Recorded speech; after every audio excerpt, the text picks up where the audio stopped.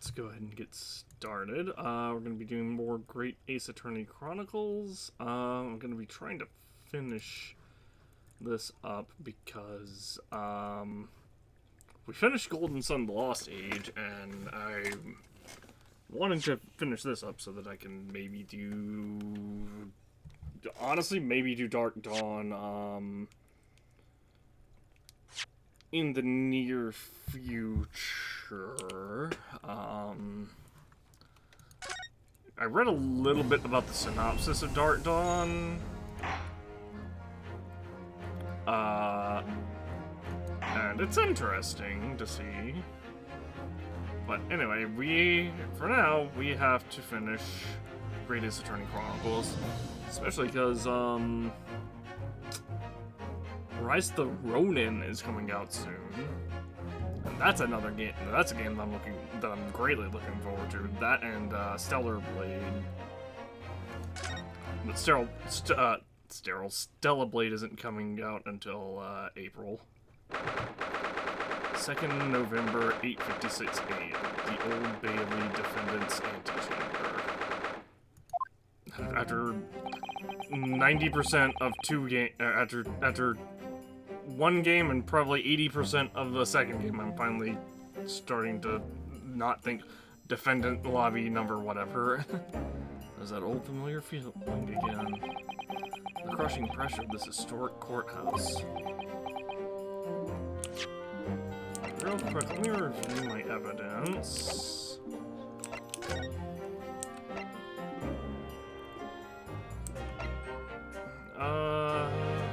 Daily Vigil, relieved, have valid clause 132.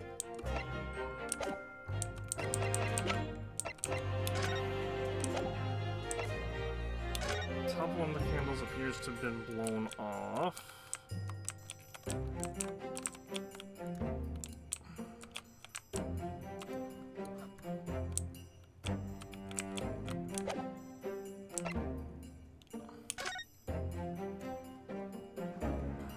So clearly he was inspecting the Red-Headed League, right? Yeah, 4 pounds per week if you're a redheaded. Or a redhead.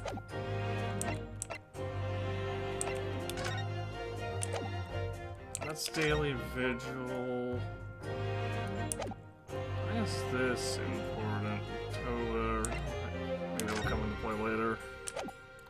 That's the notice of dismissal. Key-like shaft to pop out of the base.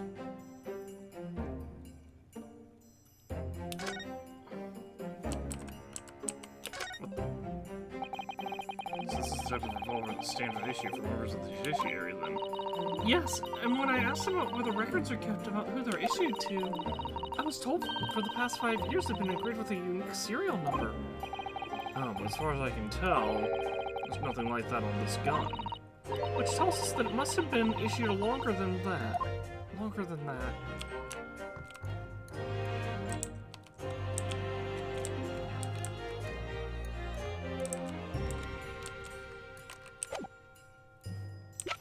Yeah, serial numbers are very commonplace in firearms these days. Because it basically the serial number for the firearm can tell them everything about the firearm. Who purchased, or who owns the fire. Well, it can tell someone basically everything about a firearm. They can tell where it was produced, where it first left, rotate, like where it was shipped to be sold to consumers from, like a sporting goods store most likely, or just a gun store in general, or who bought it originally from the manufacturer, and then from there they can track down who originally purchased a firearm if it's used in like a crime, and then like from that point you can from that point, if someone sells it at like a gun show, like they had, like that's another big deal, is like the serial number and proof of ownership and all that stuff also transfers. Obviously not like internally, but you get a record of that transaction. And I know that because I'm in Louisiana and there's a gun show, like, there's multiple gun shows in my town every year. Like, it's like summer through fall. Oh my gosh, it's like every week. It's like every weekend there's a gun show at the local civic center. Actually, no, it's a little different today. Referring back to the atmosphere.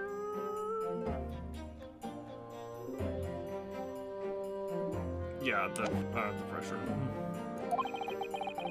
There's even more menacing tension in the air. There's menacing tension in... Excuse me, I yawned.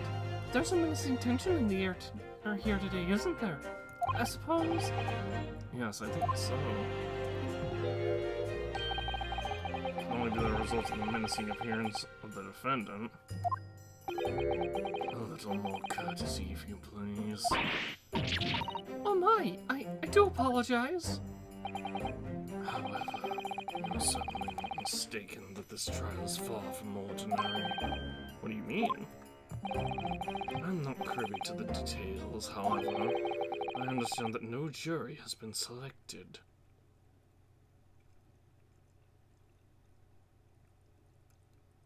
Interesting.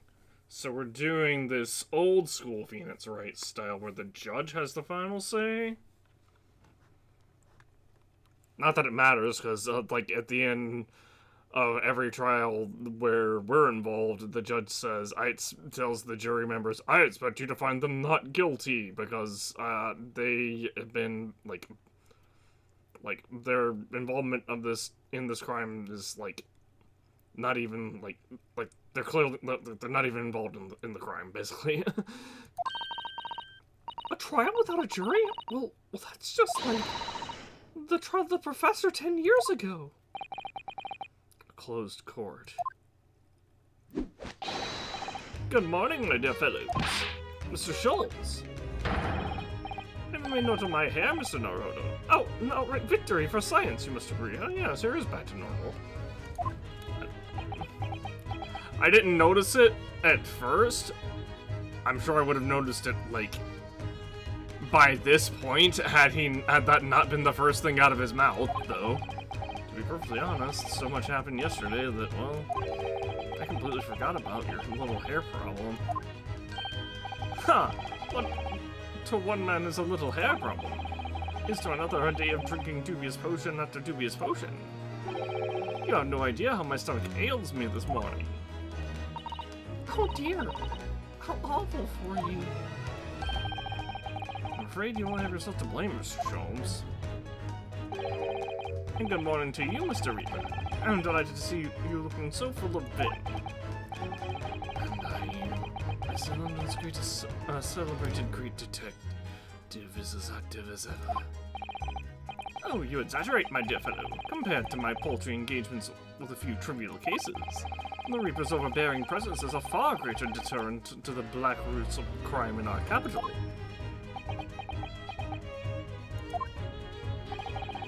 And whilst I may not agree with your methods, there is at least one point on which I would readily commend you. What an honor. And that would be your eye for a good lawyer, sir. Mr. Sholmes! After all, behind this lawyer there is a very great mind. My own. What are you trying to say? I was only to say that you should be prepared for quite a trial, Mr. Reaper.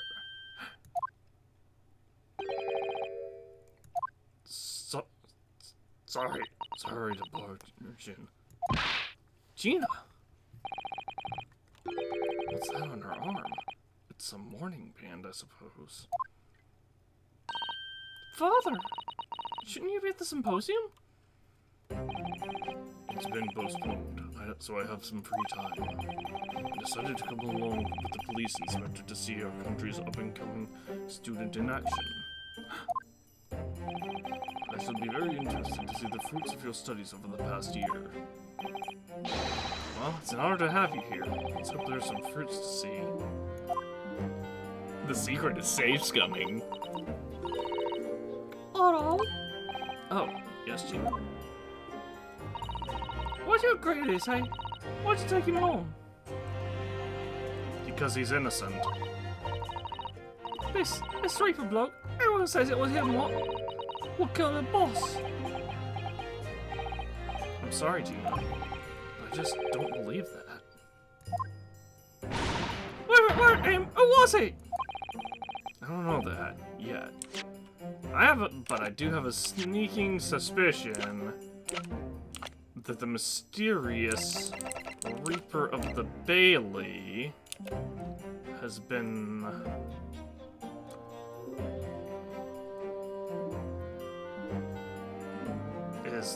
well, I'm just gonna be outright with it. I think Daily Vigil is the Reaper.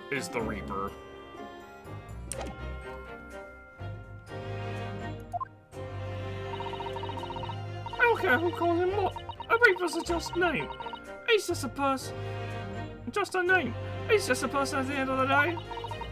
And if it turns out it was him what killed the boss, then God help him. Fiery eyes indeed. Yes, that culprit deserves every ounce of your loathing. Eh? At least that may be some solace to the deceased. I'm now going to save, because save scumming is important in this.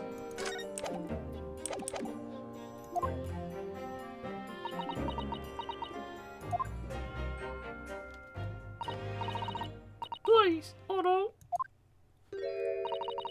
Get whoever did this. For the boss. Oh, Tina. I hate feeling he's useless. There's nothing I can do. See, Doc, you gotta find who's done this. So you gotta find who done this and make the rest pay. Counsel for the defense and the defendant, they both moved at the same time. Court will be in session shortly. Make your way to the courtroom at once, please. Alright then, here we go. It's time, Mr. Naruto, for Lord Van Zeeks. I thought I was just gonna say for Lord Van Zeeks for a second. One who lost his treasured brother to a mass murderer. One who lost his treasured father in a foreign court of law. And one who lost the man who helped her escape destitution. All of that misfortune, all of that pain, on course to collide headlong in this trial. It's time to shine a light on all these dark events. Whatever truth is revealed, we're going to have to look it straight in the eye.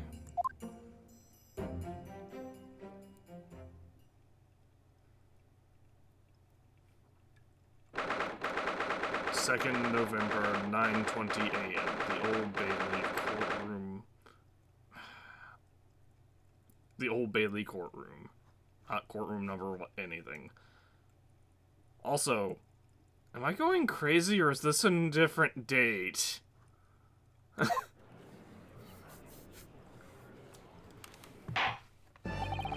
In the name of Her Majesty the Queen, I hereby declare this court to be in session. We are here to conduct the fair and just trial of the defendant, Barak Van Zeeks. Counsels for the defense and prosecution, are you ready to begin? The defense is ready, my lord. The prosecution is more than ready. Oh, Kazuma-sama. I've been wishing to see you in court again for so long. It feels... but I never pictured it happening like this. I never never thought I'd be facing you behind the prosecution's bench. The so-called Reaper of the Bailey has been a scourge like no other, undermining Her Majesty's justice system.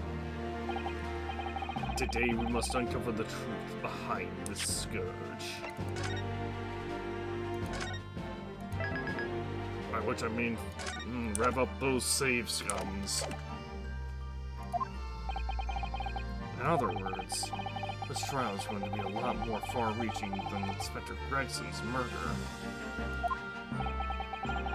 The truths revealed by these proceedings may have unpredictable repercussions through the judiciary. Accordingly, they are to be conducted as a closed trial with no members of the public present, by Her Majesty's direct orders. How will that work, my lord? The burden of all arbitration and adjudication falls on my shoulders. Therefore, as you will see, the jurors' bench shall remain vacant today. If no members of the public are present, might I ask who's currently occupying the gallery, my lord? They are members of the judiciary here to witness proceedings and ensure an equitable trial. Members of the judiciary? Oh my! This is a very unusual trial already. There is, of course, another unprecedented aspect to these proceedings on which I must elaborate. The counsels for the prosecution and the defense are both aliens of Great Britain.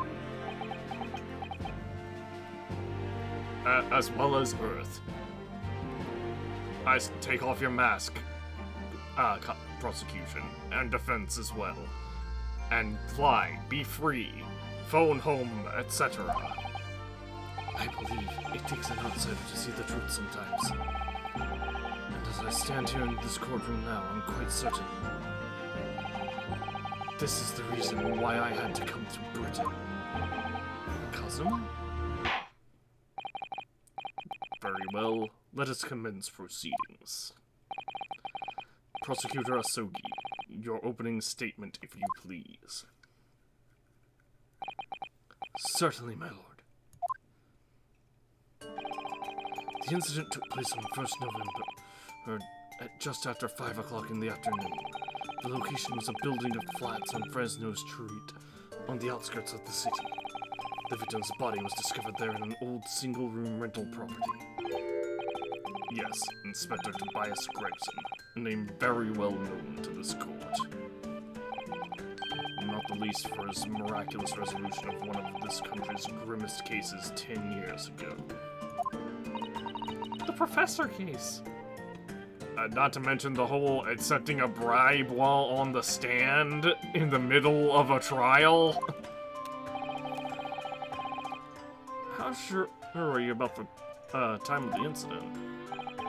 Several witnesses on the street outside heard the gunshot, and all have reported at the same time. Yes, that's what Gina told us too. There are a number of witnesses. I have here a plan of the room. The victim was found curled up in one corner. It's believed that he was shot from the front at point-blank range and died instantly. Huh? How has the range been determined?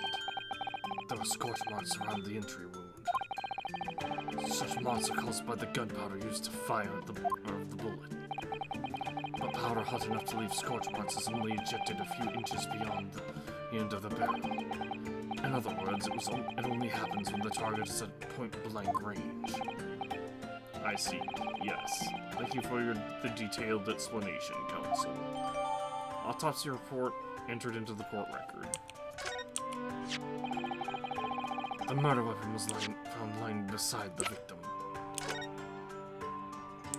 Time of death not registered. Why is the time of death blank? Victim was shot in the chest. Scorch marks at point of entry. Bullet exited from behind. Caliber of gun matches that of standard issue firearms. But then how did this candle get damaged?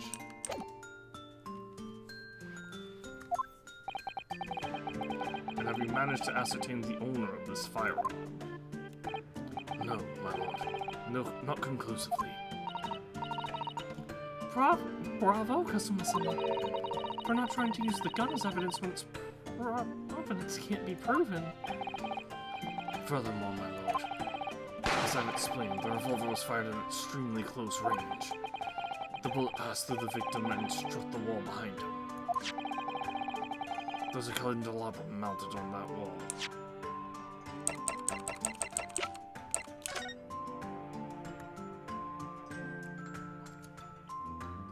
That would be an upward trajectory, but it's too far to the right, though. If the bullet is the bullet's going this way, hold on. And the tip of one of the candle was, and it was found to have been blown off by the projectile. We noticed that too, didn't we? Yeah, that's right. Thank you for the thorough report, Counsel. The setting of the crime is clear to me. You will submit the plan of the crime scene as evidence, please. As you wish, my lord. Crime scene 4 plan added. Is this Fresno Street room Inspector Gredson's private abode? One second.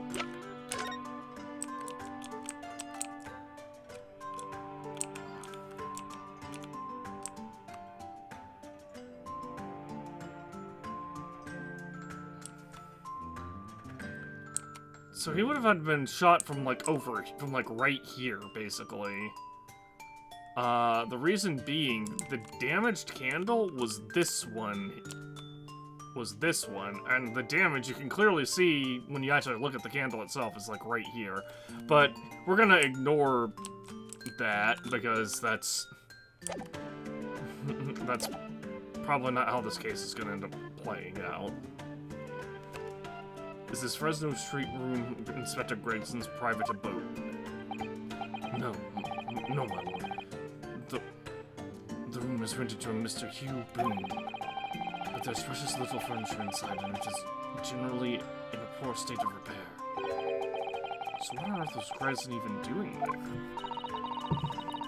Presumably he was investigating some case or another.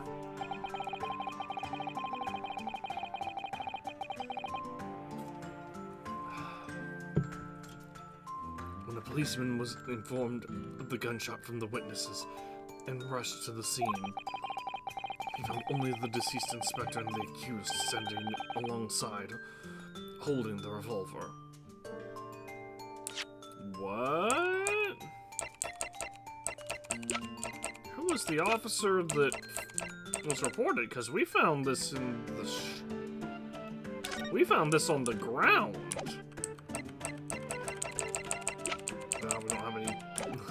We don't have any evidence to prove that. The attending officer arrested the accused on the spot. So, the details of the case are clear.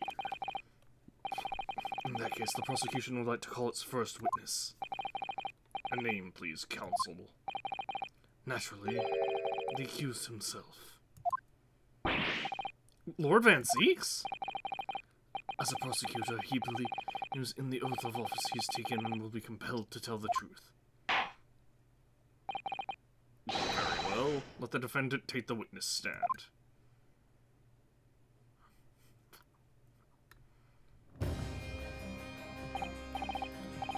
As a witness, state your name and occupation for the court. Barrack Van Zeeks, Old Bailey prosecutor. I presume, Lord Van Zeeks, that you heard Prosecutor Asugi is opening process. I did. It is alleged that you were found at the scene of the crime, and that you were arrested by the arriving police officer. Can you confirm this? Yes, my lord. And I'm sure the court would like to hear your explanation. You explain some things away. Namely, why you were there in the room on Fresno Street at the time in question, and what exactly took place. I intend to explain away nothing. I will simply tell the truth. I must say, Lord Van Zeeks, I never imagined this day would come. Or rather, I didn't want to imagine it would come, but since you became known as the Reaper, part of me has been dreading it. Well, that's why we're gonna absolve him of being the Reaper. Which is surprising. I figured that would be in a follow-up. Like, when that didn't happen in the first game, I figured it would be in a follow-up game, but I figured it would be the conclusive trial of the follow-up. Unmasking the Reaper, or of the follow-up game. Obviously, at the time, I didn't realize that Great Ace Attorney Chronicles was Great Ace Attorney, as well as Great Ace Attorney 2 Resolve. I think there's a third game in the works, too. But yeah, but like when I found out that there was a whole second game, I was like, oh, this is when we're probably, you know, we'll probably be the last case in this one.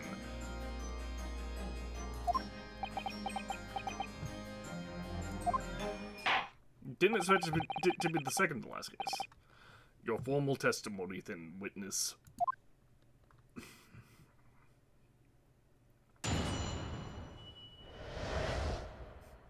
Facts of the incident. I was investigating Grace, and my inquiries had led me to that address. When I first entered the room that day, it was dark inside, and I saw no one. A moment later, I heard the gunshot. I spun around and saw the revolver on the floor. Just as I picked up the firearm to examine it, the door flew open, and I heard a man scream. It was only then that the body of Inspector Gregson appeared before me.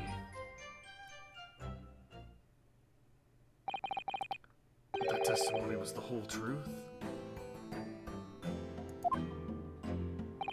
It was. So you heard a shot being fired in a room with no living occupants. And moments later, a corpse somehow appeared before your eyes. Is that it? You're right. You haven't explained away anything. In fact, that would barely qualify as an excuse. His memory is probably hazy, dude. Memory is... Human memory is... Like, one of the main reasons forensic science exists is obviously to, you know, to make sure that innocent people aren't convicted of crimes that they didn't commit, but also, human memory is extremely fickle. That's why evidence is paramount in a court of law.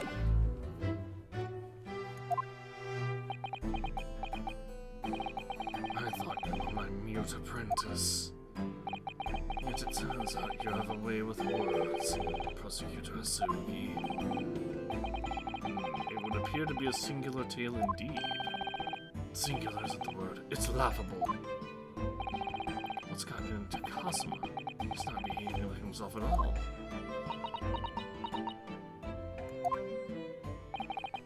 Very well then. Counsel, you may begin your cross-examination. Yes, my lord.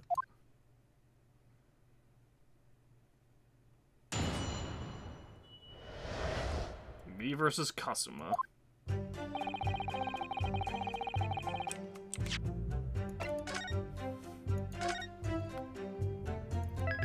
want to see if he'll go into more details about... I'm gonna press it. Hold it! Sure. You're investigating the inspector? What on earth for? I'm not at liberty to say. Sorry? I'd identified a distinct possibility that Grayson was involved in a case I was investigating. Regrettably, though, he was killed before I could secure the proof I needed. Is the court to understand, then, that on the day in question you followed the victim to the scene? No, I was privy to his movements in advance. How? I stole into his office in the yard and consulted his diary. The address on Fresno Street was noted in the 5 p.m. entry. You illegally entered the man's office? In Japan, that alone would constitute a very serious offense. It's trespassing, yes, but that's misdemeanor, dude.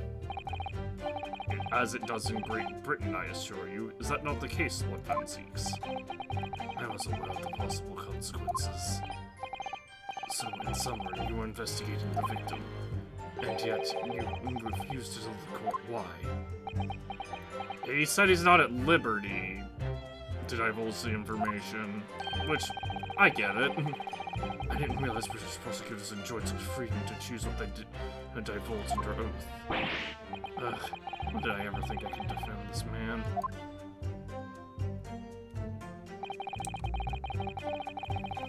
Dark inside and you saw no one. Well, that would explain what... I mean, that would explain why the body appeared. There's a fireplace right there, but obviously it's not lit, as well as the candles. Why is this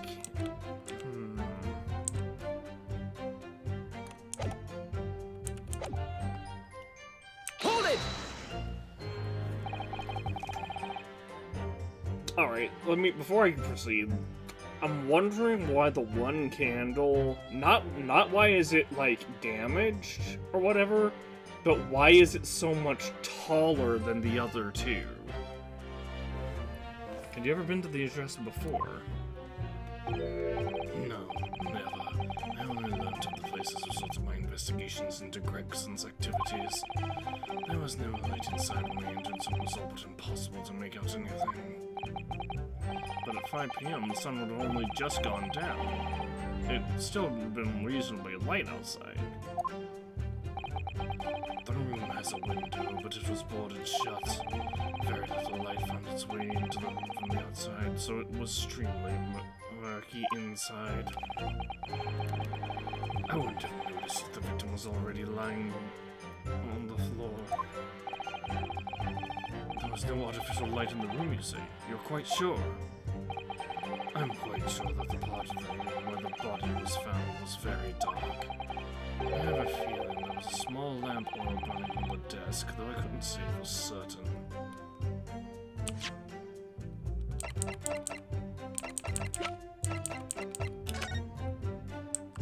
Yeah, we did see something on the desk. I don't remember what for sure, though. I don't think it's possible to miss any evidence. Let Mr. know how to... There's a small desk in the room just here.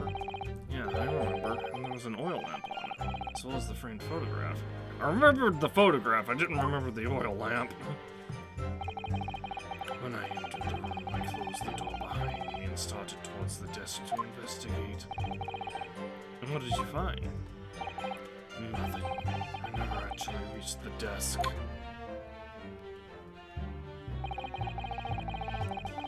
The gunshot spun around, saw the revolver on the floor.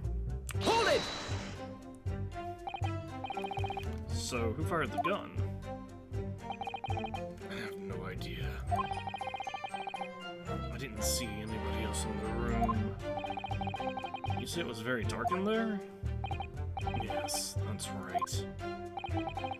All I can tell you is I didn't sense another's presence. Ah, then could it be... the gunshot actually originated from somewhere outside the room? No, that's not possible.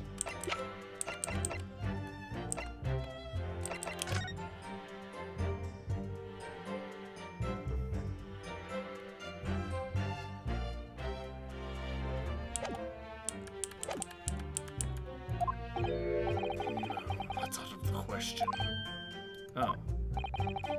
Without doubt, the sound emanated from inside the room. I could smell the gunpowder. Ugh, this is going from bad to worse. And you say that's the point at which you noticed the revolver on the floor? Correct. And I foolishly picked it up. That was carelessness on my part. Presumably, then, the gunshot you heard came from the firearm that you somewhat hastily took in your hands. In point of fact, my lord, I believe it did not. What? The barrel of the revolver I picked up was cold, and there was no smell of spent powder. But then, where on earth is the gun that was fired? Whilst I would like to oblige you with an answer, we examine the barrel itself? Doesn't look like it.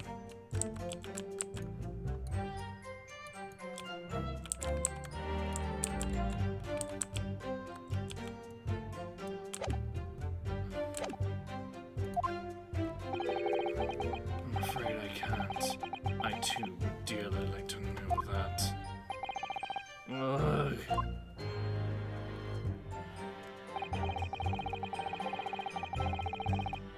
Just picked up the firearm to examine it. The door flew open and he heard a man scream. Yeah, I don't think there's anything to really expose, or any contradictions to expose here. I think it's just press information and proceed. Or press everything and proceed. A man, you say? One of the witnesses, I presume? That's right. One of the street merchants working on Fresno Street. Who are these merchants? A number of them had set up their stalls directly beneath the boarded window of the crime scene. A match seller, a newsmonger, and a peddler. They've all been given statements saying they heard the gunshot. Without a thought of danger, they ran inside to see what had happened. Yes, Tina told us about that yesterday, didn't she? They burst through the door with some force, so it seemed. They did, and almost gave me a heart attack in the process. But you're supposed to be the Reaper. The first man to come in immediately noticed the revolver in my hand and fled. A policeman patrolling Fresno Street heard the commotion and was able to arrest the accused shortly after the incident occurred. Anyway, the man's scream drew my attention in that direction.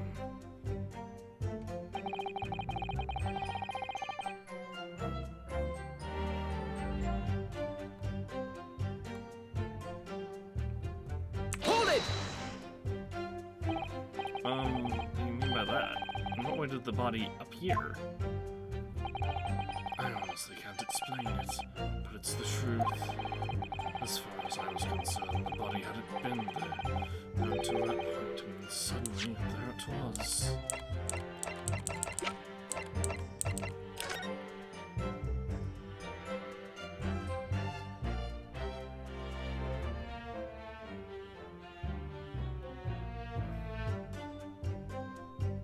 What if the body was on the other side of the door? Do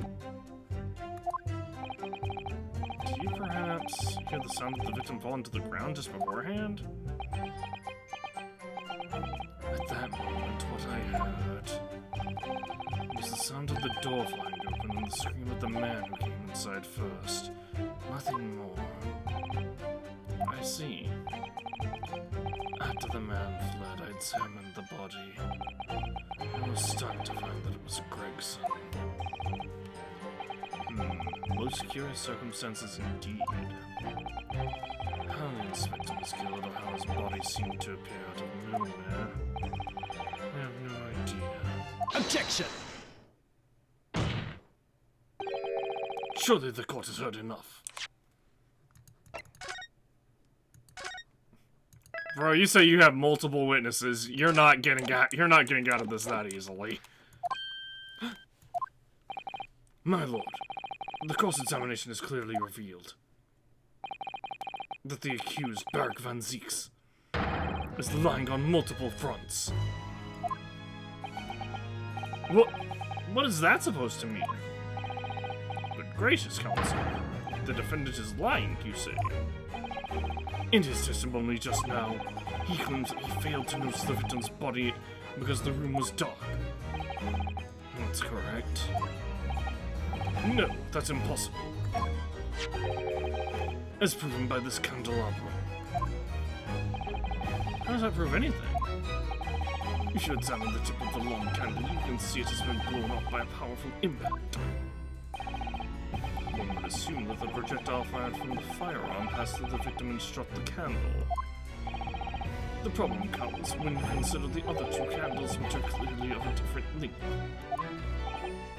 Yes, I can see that only one candle appears to have been struck by the bullet. It is long. We can reasonably expect someone to have lit all these candles together. Which begs the question of why only one has ended up longer than the others.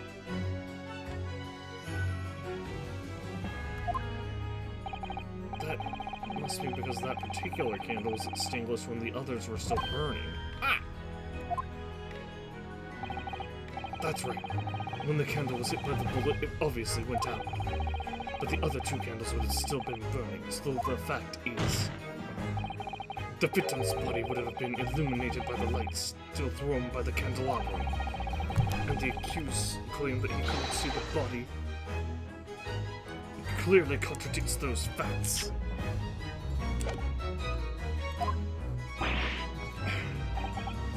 And now, to the next lie. There's more?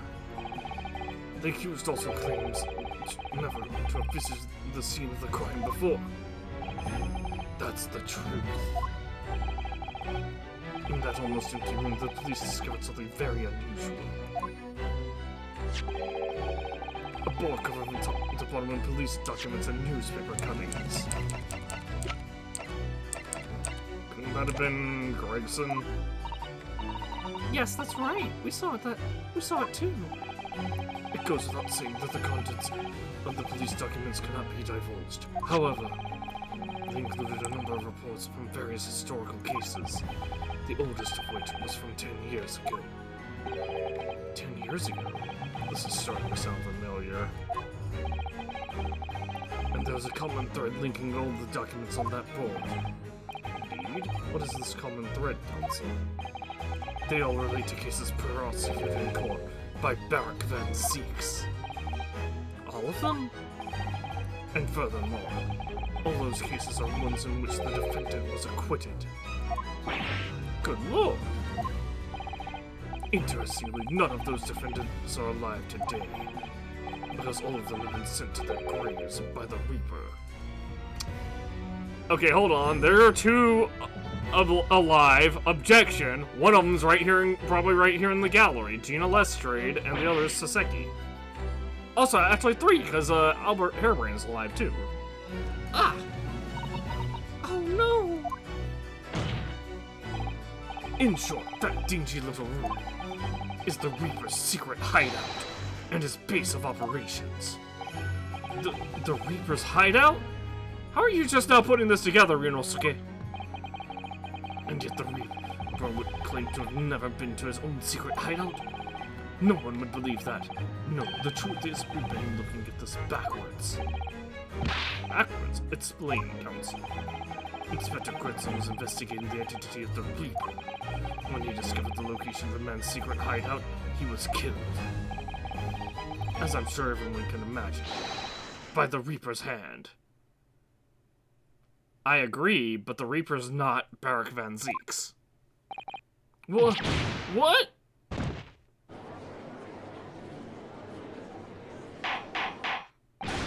Order! Order! Order!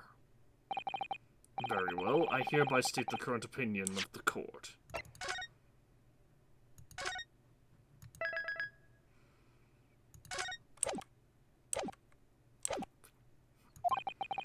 Barak Van Zeeks is an outstanding prosecutor who has rendered great service to his country.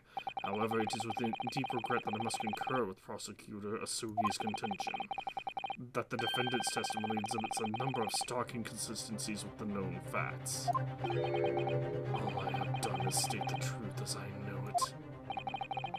Cousin has done a brilliant job as ever. He's drawing on his experience as a defense attorney to build his prosecution case, and it's formidable. Counsel, will submit the board that you just showed to the court as evidence. I believe it to be fundamental in establishing the facts surrounding the Reaper's existence. Thank you, my lord. The notice board, freestanding has been entered into the court record. A freestanding notice board completely covered in notes and articles relating to victims of the Reaper of the Bailey. And now the prosecution will have to call new witnesses to the stand. Halt. Objection, Your Honor? Got it! Oh! What's this? Mr. Naruhodo, look! Oh yeah, it's a smudge of some kind. In fact, it looks like a handprint. And the color, that's blood, isn't it? Oh dear, how disturbing. Oh dear, how disturbing. bloody handprint on the backside. Got it. And that is potentially all we need. I guess we can look more into this. And there are details of all the raptor cases dating back years on here, aren't there? This paper from 10 years ago is browning with age. Look. Out of interest, the most recent thing that appears to be this newspaper cutting here. Oh, it's a red-headed league advertisement that Mr. Sholmes had picked up. Do you remember? There was a red hair piece at the scene too. Is Inspector Gredson an exponent of the red-headed league then?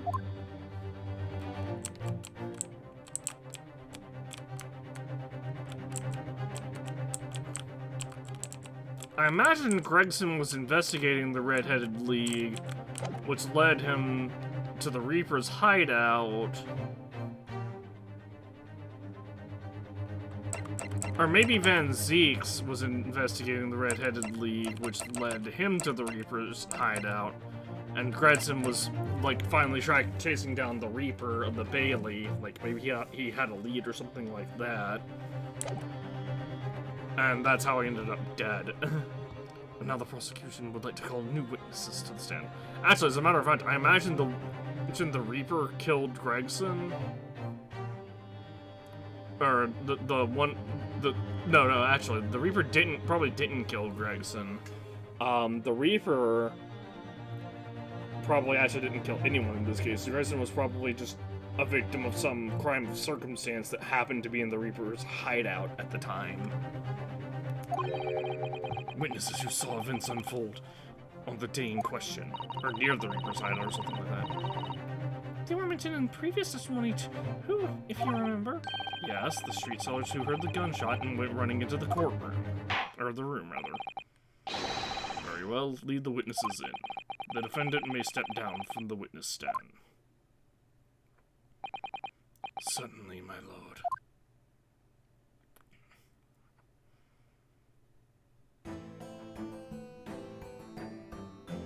This guy again? Jeez.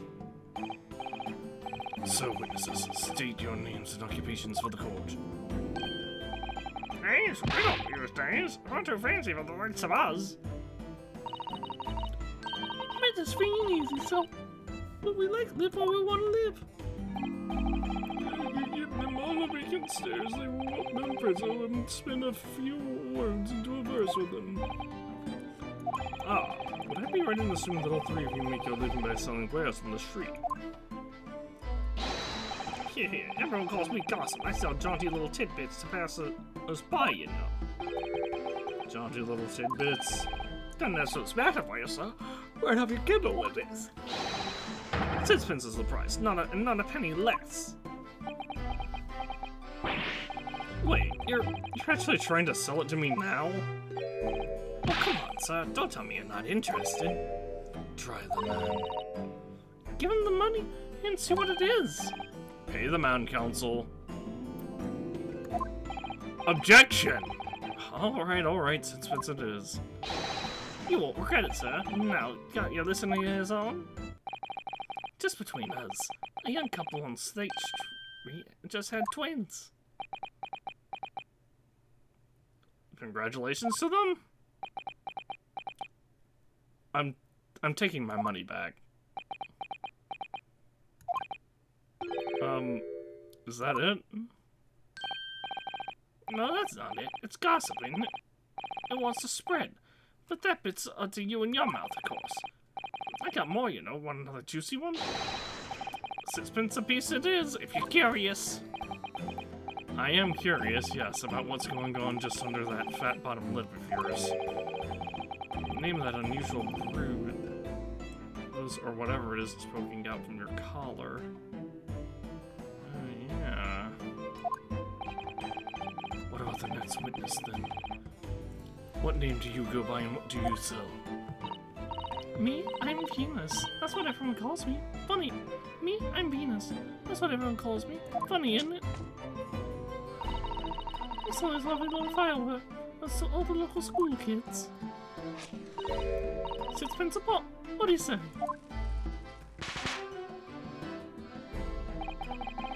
You're exaggerating with little. Do they actually sell? Oh yeah, the second years can't get enough of my Venus firecrackers. Especially when I tell them that if they get 100, they could blow up the school. Not the most savvy of ideas, young lady. What do you say then, eh? Want a pot with 6 pence for a pot? Wait, what? You want me to buy one? Tell you what, I'll let you in on a little secret. If you get 100 of them, you could blow up the whole courtroom. Try the woman. Give her the money and see if she's right. Objection! Where will we hold court? Pay the woman, counsel. Alright, I'll buy one. Why are we being bullied into this? Lovely stuff. Right then, there's something a bit extra just for you. The Venus Special. Only 600 pence. 600?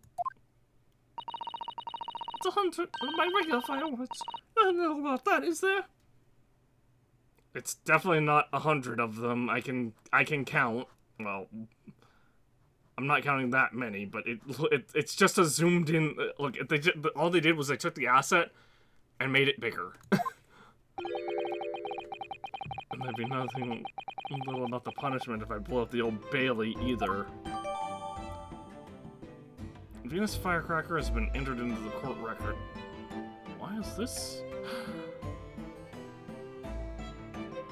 Wait, what's this thing about 100 small fireworks and 6 pence each? What sort of thing can it make?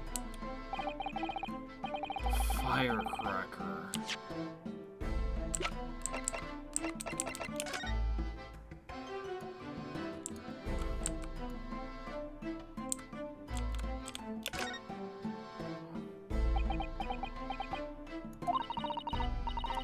Mr. Naruto? You're staring at the end of the string of fireworks. Sorry, it's just that the Venus Special. I was wondering what 600 pence worth of fireworks would sound like. Shall we find out? What? But she said it could blow up the courtroom. Alright, that was a fairly sizable bang. My ears are still ringing, Mr. Naruto. It sounded almost exactly like... Goes off like a gunshot.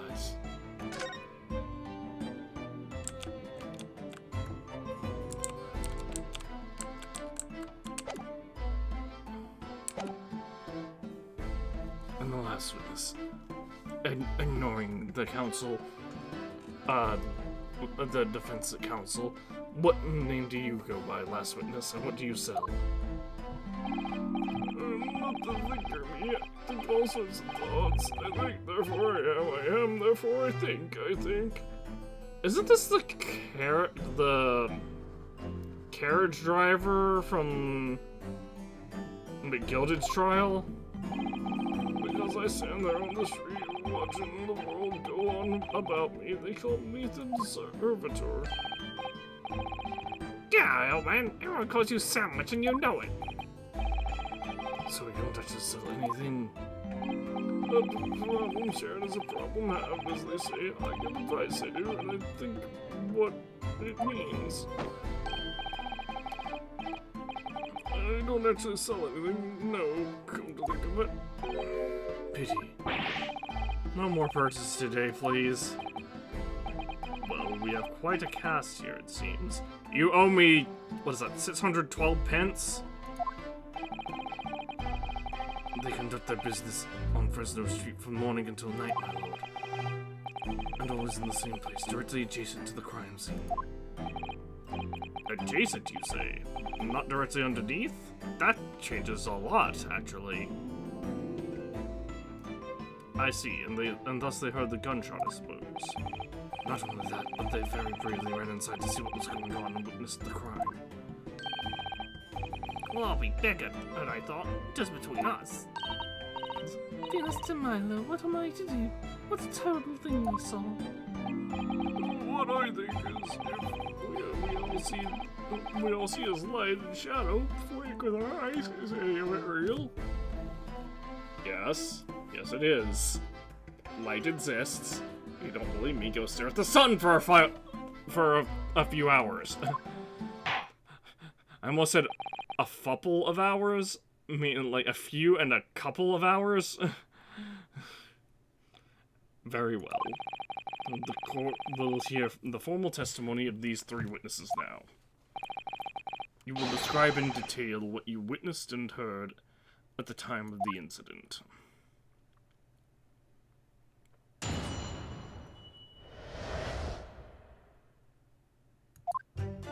Witnesses. We saw the whole thing from start to finish. We did everything from the moment they went into the building. It was less than a minute after the Reaper had gone inside that we all... It was less than a minute after the Reaper went inside and gone inside that we all out of time. Seems to me... excuse me. Seems to me that quick to talk is quick to walk. Gossip couldn't wait to go and see what had happened. I went into the room, and there he was, the Reaper, gun in hand, standing over the dead body. I was scared out to death, mate, so I ran off to find a copper. These witnesses were there the whole day and saw everything. Who did they see going inside the building? Only the victim, Inspector Gregson, and the accused, Dark Van Zeeks. I'd seen pictures of that Reaper in the paper. I know what he looks like. And just between us, folks love stories like this. I made myself a tiny sum already. But wait, the room was just one of several flats in the building. Someone from another flat could have done it. All those flats on Fresno Street are unoccupied. Of course they are. They're small, damp, dirty, and expensive to boot.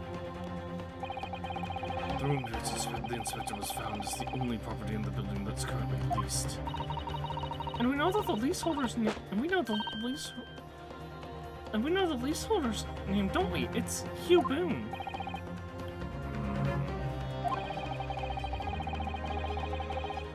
The testimony the court has just heard would appear to leave little room for doubt. It's becoming increasingly difficult to see how anyone other than the defendant could have committed the crime. No! Thank you for your candor, my lord.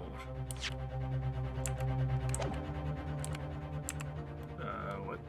Oh, gee.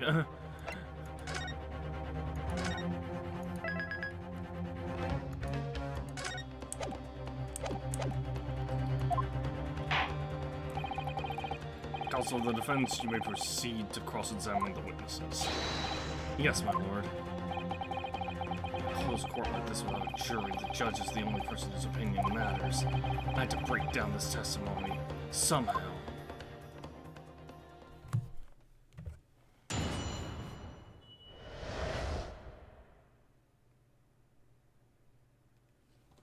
Sorry. I had an email that I had to look at. Oh.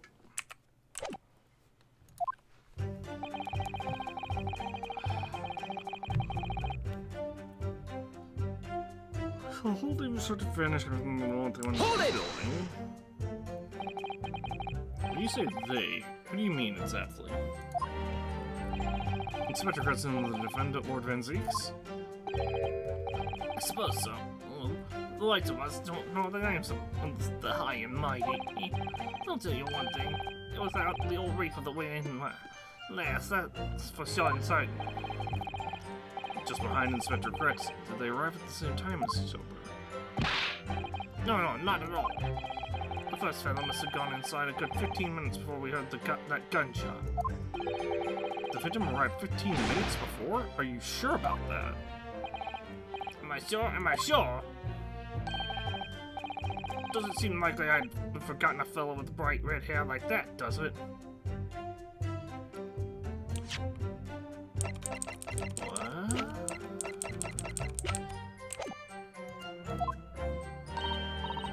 Yeah, is that really red, wasn't it? Redder than my flaming fireworks even.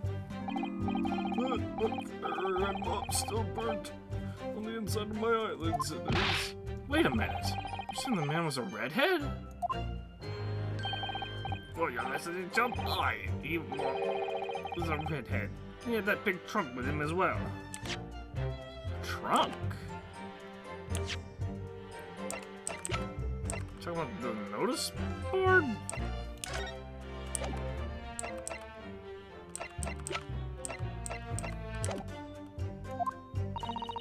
But Inspector Gredson's hair isn't red, not by any stretch of the imagination.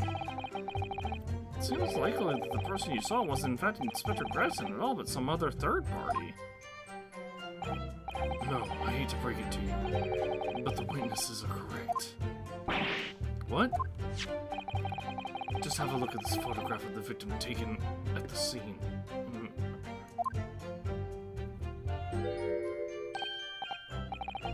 Yes, that's Inspector Gredson, alright. And a red hairpiece.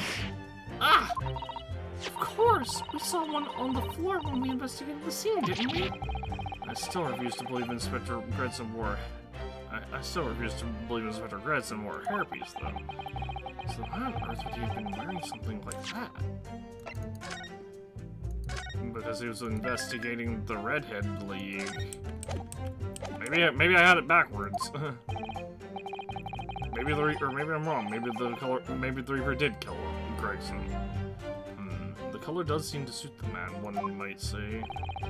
The photograph will be submitted as evidence, Police Council.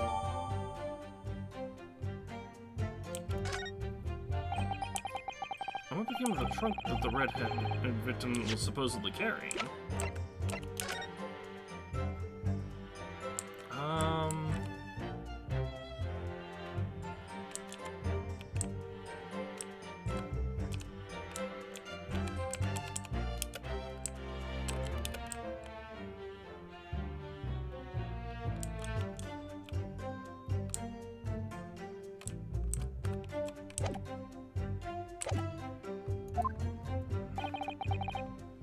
I was informed that no trunk was found at the scene. So it just disappeared? Why, you expect us to have been watching the building every second, do you? We definitely saw him going in the top going in, though. No question about that. Less than a minute after the Reaper had gone inside that we heard a Hold it! bang. By which presumably you mean the gunshot. I saw these little things, don't I? Oh, I know what a gunshot sounds like. I always thought it probably sounds a bit like this, doesn't it? And you say that you heard the noise almost as soon as you saw the defendant enter the building? That's right. It was almost straight away. Bang! It went just like that. It's the right. Indeed. It's what the French would call a fait accompli. The Reaper's around, the people are going in the ground. I mean, that's what he does. I think we get the message. The Reaper couldn't allow the inspector to leave after he discovered his secret hideout. There can be no clear motive for the crime. Yes. It's certainly an eminently credible motive. Great. And at that point, you ran inside, is that correct?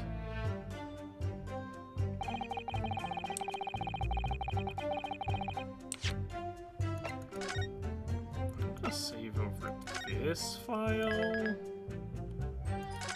Just in case something weird happens. Hold it! So when Gossip ran to see what happened, did you go too? Well, me, I'm a bit hampered. See all the signs that that I can't move very well. You were right. I'm way behind, presumably, with that sandwich board around your neck and that big sign in your hand. What a great burden you bear. Sorry for asking, Mr. Sandwich, but is it possible you and I have met before? I'm not anybody. Me, the signs are what make me who I am now. I sign, therefore I am.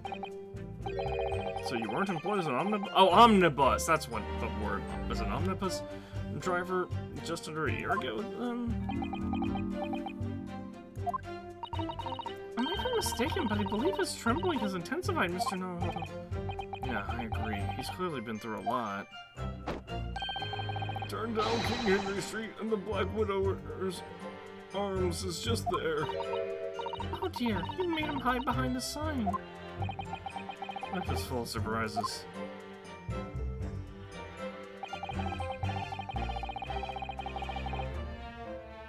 Hold it! Standing over the dead body. So you were the first person. So you were the first person to arrive on the scene. Is that right? And I was.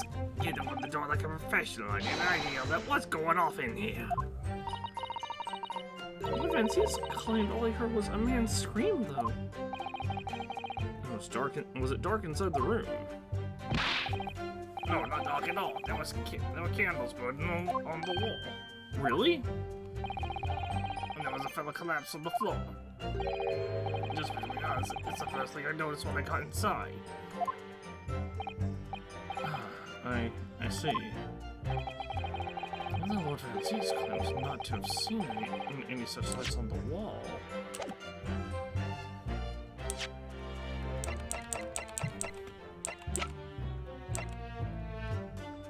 Yeah.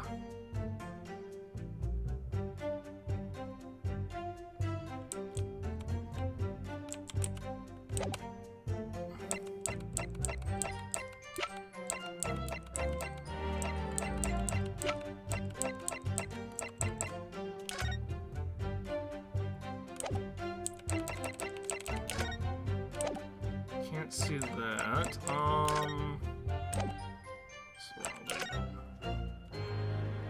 So my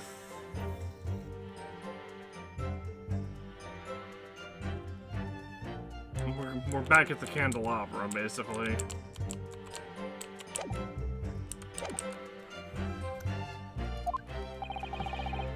That's something I noticed was someone standing right beside the body. The accused back von Zeeks. That's right, the pale-faced street by himself. I was a little shocked, I won't deny it. I know Lily love a coward. I sent my court around and gave that report a cold hard stare myself. Excuse me! You have something to add, Mr. Sandwich?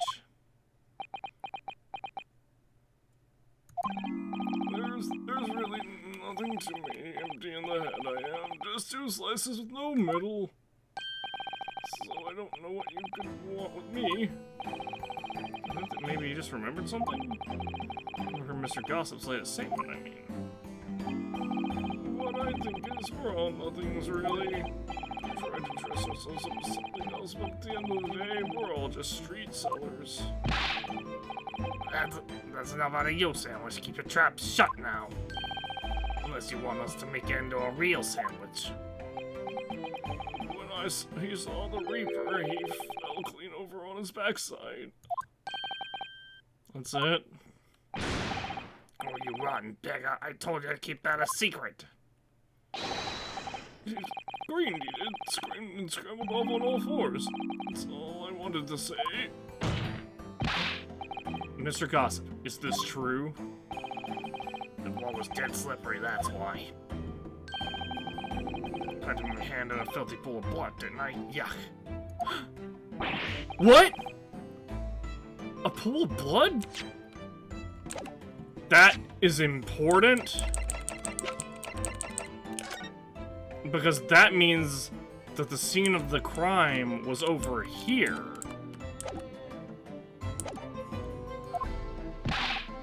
Well, listen here.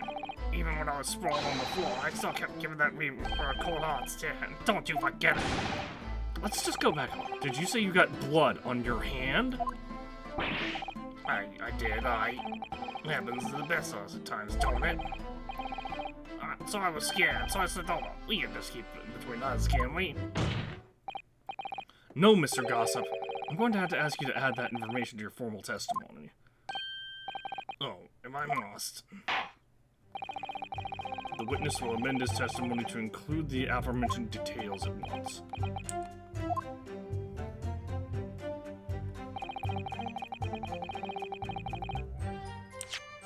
Quickly lighted it off on the floor. Where there was more blood?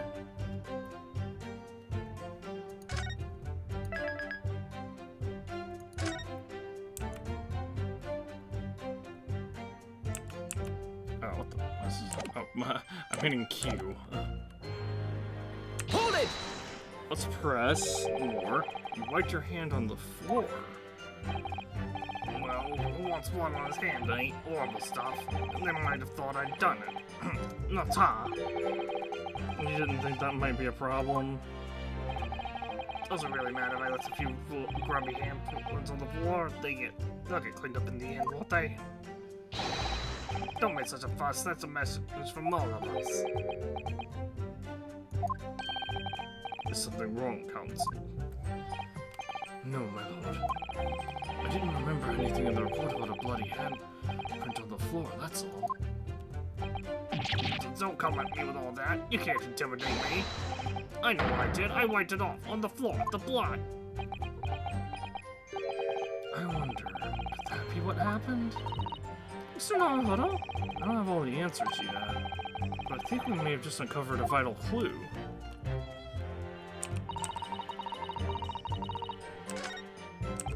Alright, you wiped it off on the floor. I'm gonna go ahead and present the notice board, specifically the bloody handprint. Right here.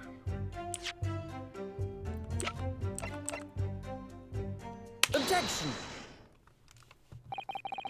So you wiped off the blood from your hand on the floor of the room. Are you quite sure about that? Well, what else do you expect me to have done? It doesn't really matter. Objection! The police found no such handprint on the floor during their investigations. What exactly is the defense asserting? Objection! If you listen, you'll find out, Prosecutor Asogi. Certainly, there was no bloody handprint found on the floor. What are you trying to say? I'm saying the police need to do a better job of examining the crime scenes. Like, I get it. It was like... Inspector Gredson was apparently the investigator, like, had, like, the best of the best, and everyone loved him, so, in the force loved him, so it probably, like, was really hard to investigate. But that they should have taken their grief and had that motivate them to do an even better job and make sure that they got the right guy. There was a handprint in blood left very clearly at the scene. On the back of this notice board. Ah, yes, indeed. Indisputably a handprint of the distinctive color blood. You're dead right. That's my right hand. I'd know it anywhere. Objection! The witness very definitely testified that he wiped his hand on the floor. Any handprints on the back of the board are irrelevant. Objection! Not if the board itself had fallen over onto the floor. In that case, it's quite possible for the witness's handprint to have ended up there. Just look at the floor plan of the room. The notice board was in the opposite corner of the room to the victim and in an upright position. Even if it had somehow been toppled and was laying on the floor at the time, it would have been a considerable distance from the body.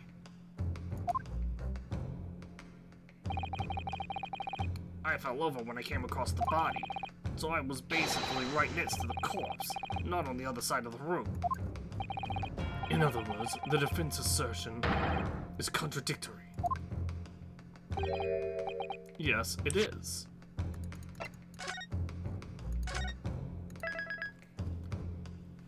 However, the defense has an idea, has a hypothesis. There's a very definite contradiction here. Of course, there must be a reason. I take it the formulated a proper hypothesis, Counsel. Regarding this apparent discrepancy between the witness's account and the handprint found at the scene. I have, my lord. The discrepancy between the witness's account and the location of the handprint can be explained by the board moving?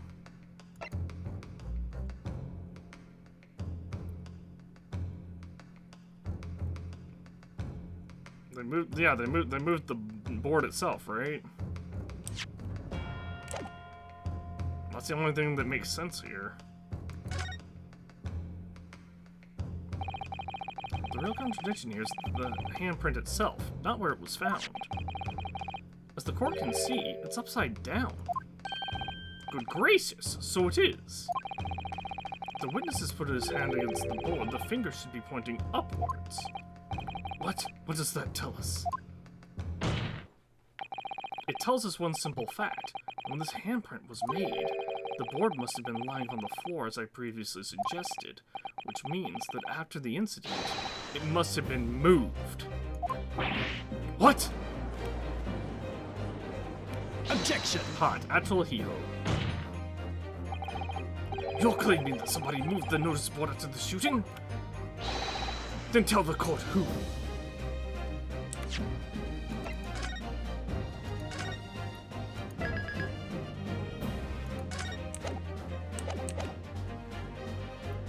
Van Zeeks was investigating, right?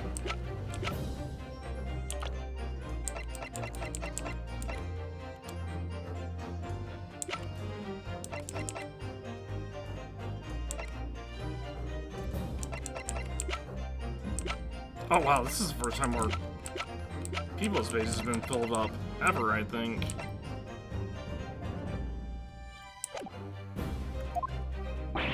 I don't know that yet, but the point is, when you consider all the testimony we've heard so far, we can now be very clear on one point, and that would be the position of the notice board at the time of the incident, my lord. So, counsel, I must ask you to clarify your assertion for the court.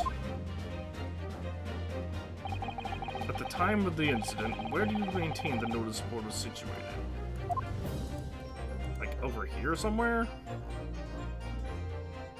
I'm gonna say, because this might be overly picky. And I, like, it obviously was next to the body, but not close enough that it got blood on it.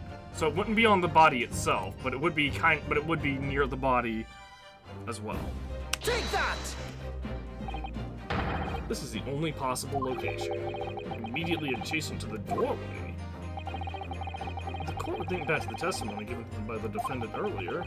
He said that when he entered the room, it was dark, and that he couldn't see the body. Bayek! If the notice board had been here, the body would have been completely hidden from view. Okay, so it was right there and not... And the light from the candles would have been blocked, making the room appear darker. Objection! But the accused also claims that the victim's body simply appeared before him. That's true. Or in his precise words. Just as I picked up the firearm to examine it, the door flew open and I heard a man scream. It was only then that I heard that the body of Inspector Gregson appeared before me.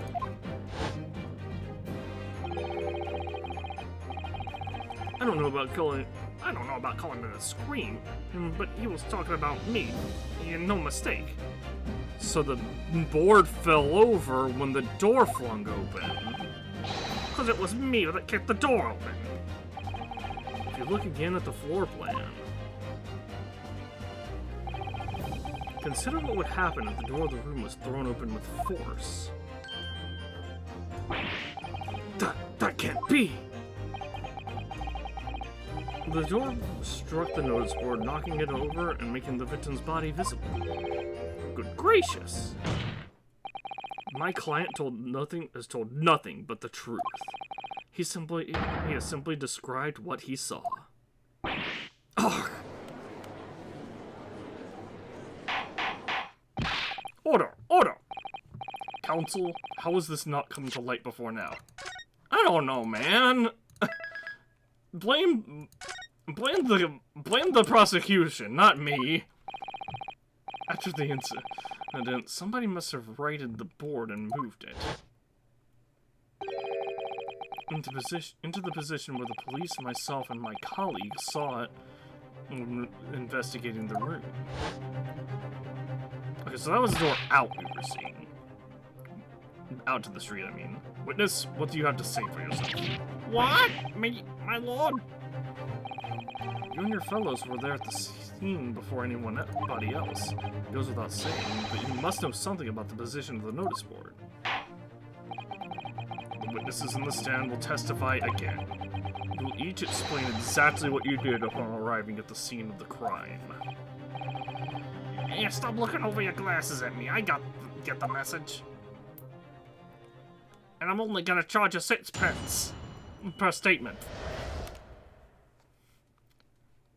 The mystery of the moving board. I don't know anything about that there notice board. I just want my hand on it, that's all. But don't look at me. I haven't got a clue about it. I was doing business some second years at the time. I don't know anything about it. I'm just a bystander. Me, just a sign at the crossroads of life. It was at me 5-bit. He's got a face that screams bored. I can't see how this changes anything anyway. The detective's so tired when we heard the gunshot.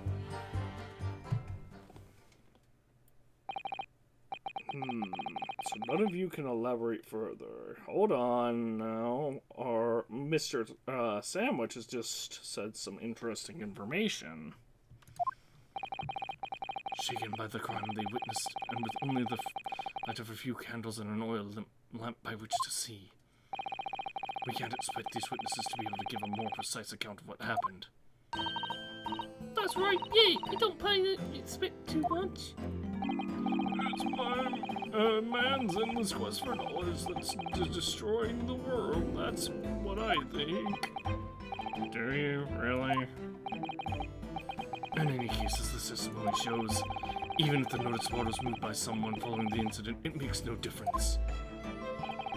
When the gunshot rang out, the accused was the only person at the scene.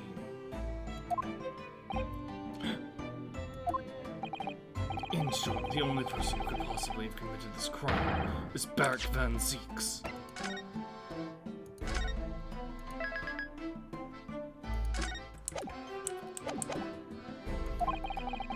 None of this wrangling over the board changes that simple fact. Quite so, quite so. Does the defense still wish to cross-examine the witnesses despite circumstances? Most certainly, my lord. Very well, then you may proceed, counsel.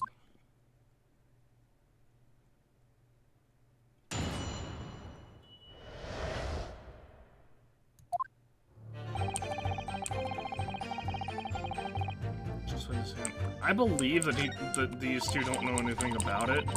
What sticks out to me is this last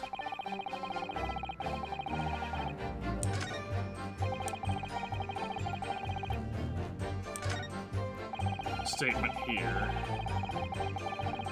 Hold it! It was 5 o'clock in the afternoon that you all heard the loud bang, wasn't it? Maybe the notice board fell over, maybe it didn't. Maybe I fell over, maybe I didn't. But the Reaper's fate is sealed either way because of that gunshot we all heard. So your fate's sealed too. My fate? That's right. The defense is fated to lose, and the prosecution to win. In other words, it all hinges on that single gunshot. So we could just find some problem with that part of their story. It may be possible to change all our fates.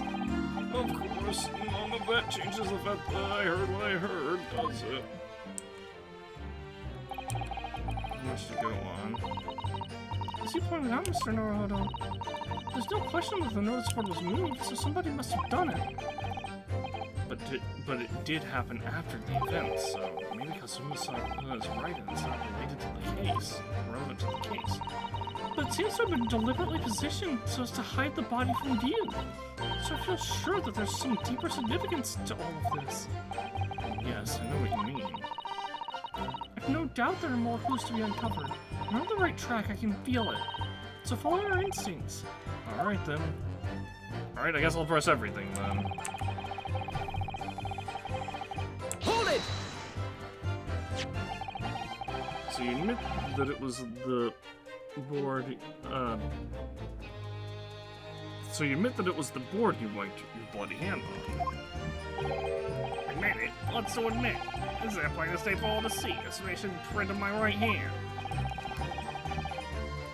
Perhaps you wanted to hide the handprint, so you righted the notice board and pushed it into the corner, did you? No, I imagine the weight of that great lump. Do I look powerful, like a powerful and well-nurtured man? Well, did anybody else see you moving the board? I've got nerves of steel, I can tell you, but even I have my limits. There was a body on the floor in front of me, and the Grim Reaper himself standing over it. And there was Precious, a little light side-eye, and my bottom lip was all a quiver. This witness is unable to give definite testimony on that point. Yes, so it would seem. Hold it! When you say you were doing business with them, you were selling fireworks? Yeah, what else? There's a primary school just around the corner, you see? Those cheeky little so-and-sos have got a plan to blow when the school of Kingdom Come. So I've been telling on them that the teacher must know what they're up to. Oh, you have? Yeah, I wouldn't want anyone to get hurt, so I let the school know the kids are playing with dodgy toys. Then, praise the Lord, the teachers take all the fireworks off them. And then, praise the Lord again, the kids all come back to me to buy more. Everyone's happy, see? What a racket. Of course, and sometimes the teachers give me a little bonus statement for letting them know. It's a very busy old life, some explosives. Venus is a guileful goddess indeed. No, telling barefaced lies is my kind of thing, really. I'm ever so good at it. Excuse me.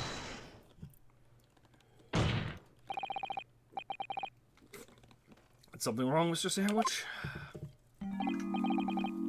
If I said it was, could we just leave it at that? Would that be the end of it? No. Did Miss Venus' statement just now bring something to mind, perhaps? Philosophical thoughts. Deep philosophical thoughts. Let's say there was a great liar. And that great liar said without batting an eye, telling barefaced lies is my kind of thing. I'm ever so good at it.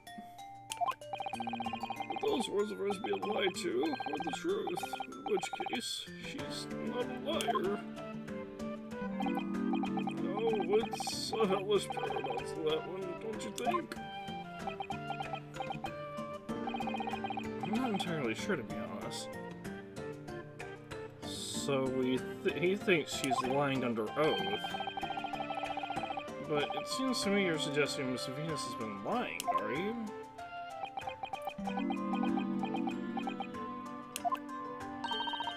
What do you want about old man?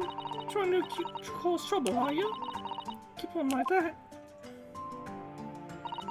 And I'll wrap your whole body in firecrackers and set them off. That'll give you something to tremble about. That would be murder.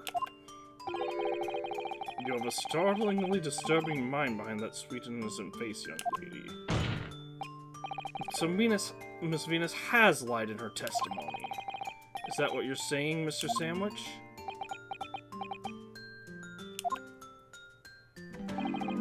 Well, if it means I'll be burning in hellfire for the rest of my days, so be it. Yes, that's what I'm saying. Can you elaborate, please, sir?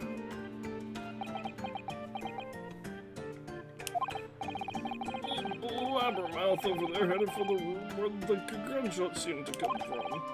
But there was someone else who crept up the stairs behind him, too. That's right. And that rotten liar over there.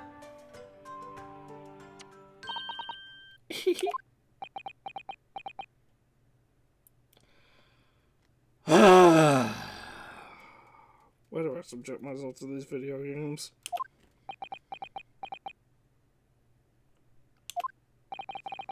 Do you mean to say that you did in fact betake yourself to the scene of the crime after all?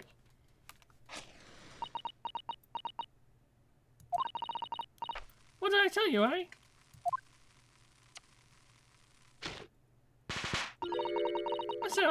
telling barefaced lies, didn't I? Yes, you mentioned it. Well, that revelation rocked the whole courtroom, didn't it? Who knew Firecracker spat such a punch? So you did indeed visit the scene of the crime, did you, young lady? Good grief! Well, now you come to mention it. I suppose perhaps. I do clearly remember coming upstairs to the room, yeah? Either you clearly remember it or you don't. Well, I shall consider it a fitting punishment. I shall consider a fitting punishment for this perjurous act later. For the time being, you will immediately amend your testimony to reflect the truth. Oh yes, my lord, of course.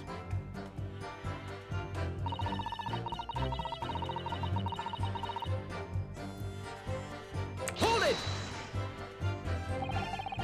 You make a habit of lying, don't you, Miss Venus? Well, I suppose so. I don't really know, to be fair. If you want my advice, though, I'd take everything that I say with a big pinch of salt. Alright, but you did in fact go to the room where the victim was killed on the day in question, didn't you? Oh please, as if I would. I can't think of anything more terrifying. Miss Venus, I remind you, you are under oath, and have already committed one count of perjury. The truth, please. Well, alright, just a bit then. I mean, I don't mind, I'm just curious about stuff you know. Did you touch anything at the scene? Oh please, as if I would. I mean, there was a dead body on the floor. The truth, please. Well, alright, just a bit then. I had a look to see. I had a look to see if there's anything I could sell. So the other place probably wants to work. There's nothing to write home about. Right. Now, I hesitate to ask, but you didn't move the notice board by any chance, did you? Oh please, as if I would touch anything like that. Just a few bits of loose change is all I have. The truth, please. Alright then, I thought there would be something, what happened underneath it. So I blasted the flippin' thing. Sorry, flipped the blasted thing. You're telling us that you did move that board? I think that did slip out, didn't it? What? It's a bonbon! I don't believe it. A girl doesn't think. So, did you find anything then? Something that you might have taken, perhaps? To sell? Oh please, I should be so lucky. My tradition. The truth, now! I might have found this old pocket watch under the notice board, I suppose. But a bit of junk like this can't be worth much if you ask. Ah! So it was you, was it? You're the one what took it! Gina? Young lady, may I remind you where you are? That watch there. That was a present to Inspector Gregson from the yard for a big case sold 10 years ago. The professor case, no doubt. The boss used to wind it up every evening without fail when he was waiting for his god to come to the pub. I see. I swiped along and once and blimey was he upset. He gave me a right earful. They had Mr. Tank in his last 10 years polishing it and winding it. I meant the world to him, that watch, Dean. Possibly not the best thing to go diving for, then. It's not all that though. I took the kid to Jabez that night to ask how much it was worth, but the old dealer wouldn't touch it. Wouldn't give me a penny for it, said it wasn't working. Knocked it about, and worthless, he called it. I knew I should have licked it!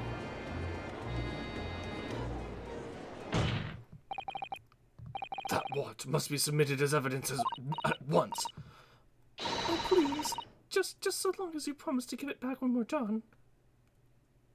We'll return it to Gina, most likely. You stole it! Not a chance! I'll swipe it from you if you try get your grey mitts on me again. That's enough. Hand the watch over to the bailiff forthwith. Now, children, watch your manners. Like, Gina was, like, probably the closest thing Gregson had to family, so... Good lord! Good lord! Glass appears to be broken. Wait a minute! More than likely it shattered when the inspector was shot. It doesn't tick anymore, or either. Which is why Jabez didn't want it. What a waste, eh? Yes, indeed. It appears to have stopped at the hour of 5. It sat when the gunshot was heard then. It supports the prosecution's claim, of course. Inspector Gregson's watch that he wound without fail every single day. It's no longer taking in the glass face, or glass over the face is correct. Well, it would appear that the mystery of the moving notice board has been solved, at least. Hold, one moment, Your Honor.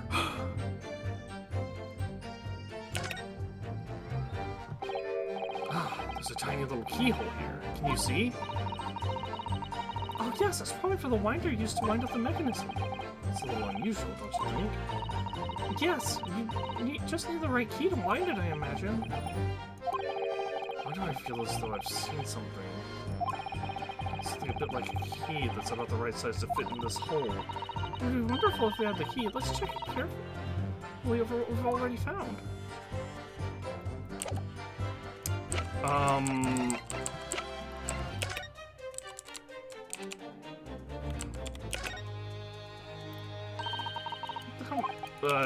Yeah.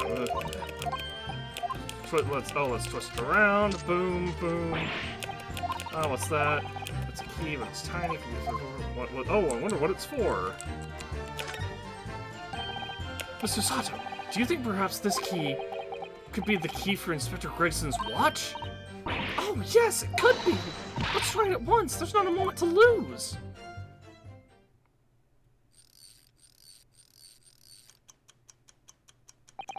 I knew it! A perfect fit! And look! The inspector's watch has started going again! So obvious it's just not been wound up, that's all. What is it, Mr. Sato? Well, if the watch isn't actually broken after all, I have a feeling it could have profound implications. It's just deep in thought now. Perhaps I better start thinking deeply too.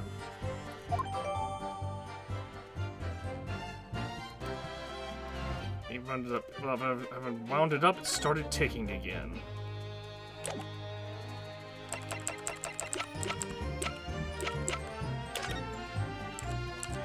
Let's examine the glass over the face is really badly cracked too.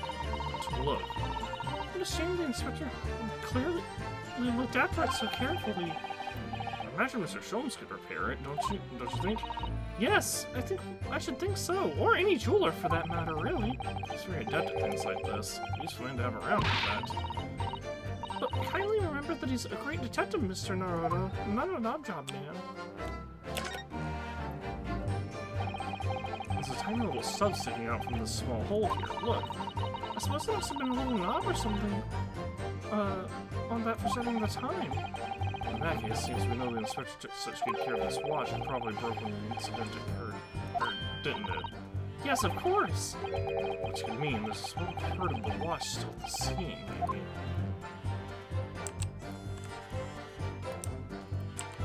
Anything else?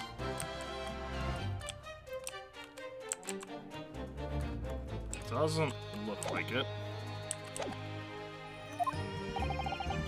And as predicted, it had very little bearing on the case. Ugh.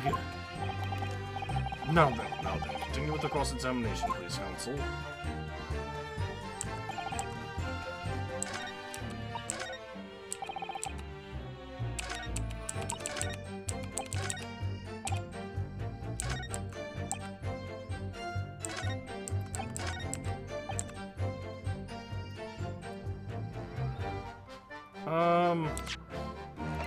So we've got more evidence. I don't think we have what we need, though.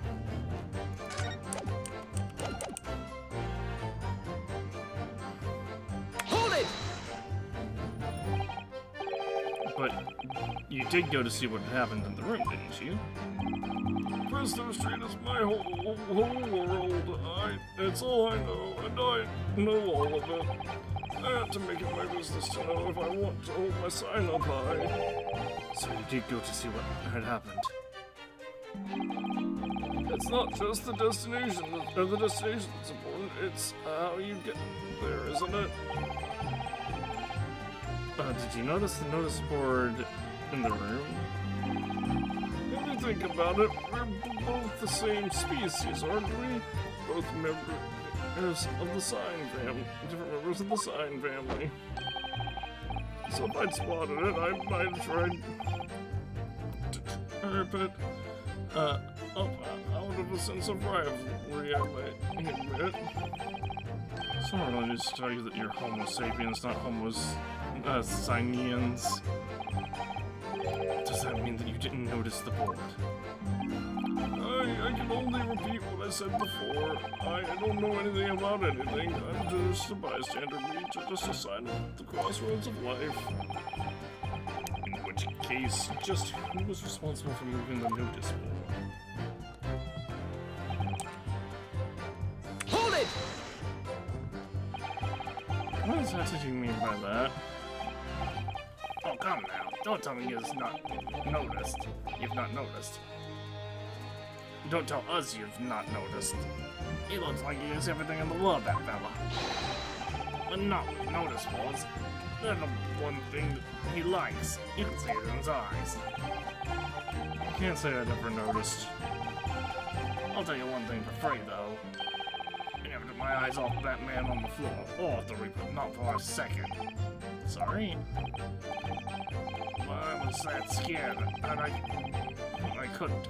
You never know what a fiend like that might do. You look white, do you? If you didn't take your eyes off the defendant, you should be able to confirm categorically whether or not he was the one who moved the notice board. Aye, that I can. The Reaper did nothing of the sort. I can swear to that. And I couldn't have missed. And if he'd the thing up right again and dragged it into the corner. Right, glad we cleared that up. What happened to the face that screams bold? I feel your pain, Kazuma.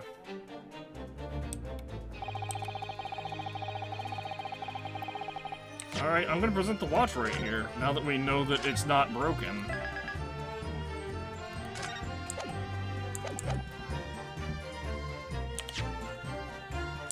Because I guess that is what we needed. Objection! I'm afraid that's not necessarily the case. Oh, At the scene, we found this key to the winder of the inspector's pocket watch. A key?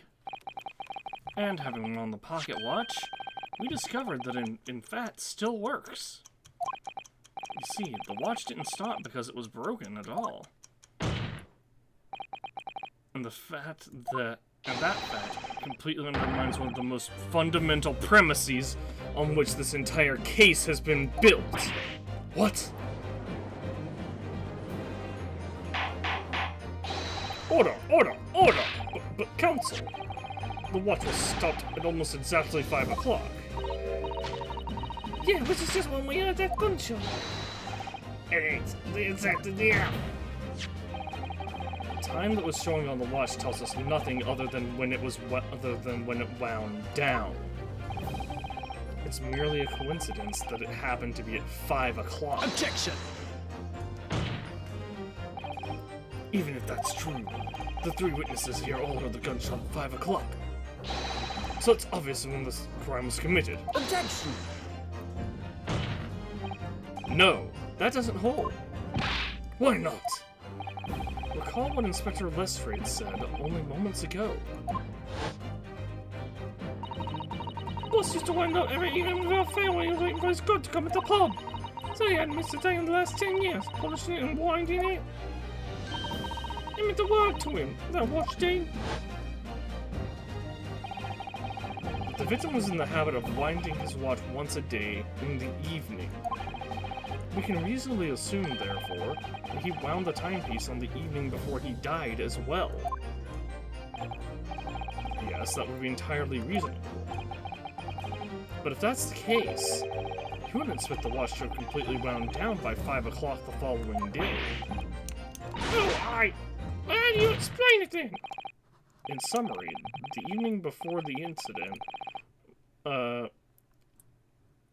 the evening before the day of the incident, when the gunshot rang out in that room, give me a moment, my audio broke in the middle of this. Oh my gosh. The inspector was already unable to wind his watch. You can't mean...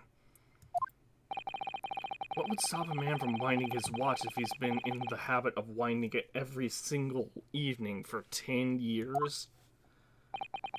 The obvious answer is that he was already dead.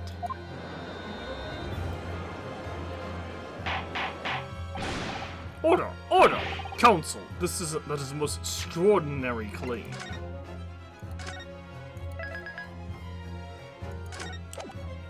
That also explains why there's no time of death listed on the autopsy report. Extraordinary is the word. It's absurd! You claim he was already dead the night before? Do you really think that Scotland Yard's coroner would have overlooked something like that? Well, I know they did, because the autopsy report you presented does not have a listed time of death.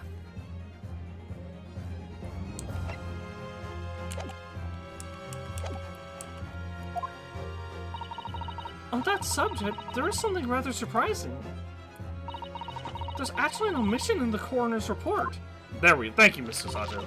The time of death is not noted. That's right!